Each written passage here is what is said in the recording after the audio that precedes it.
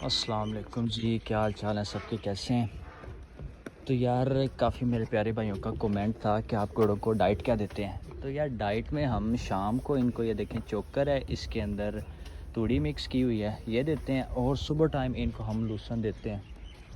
और बाकी आम रूटीन में जो छोटी मोटी चीज़ें देते हैं, कभी चना वगैरह, कभी मक्खन वगैरह, वो तो साथ साथ चलती हैं। ये देखें जी, इसके पास भी पड़ा हुआ है सकब। क्या कर रहा है, क्या कर रहा है? हाँ, मुर्तज़ी आज शरीफ हुआ पड़ा।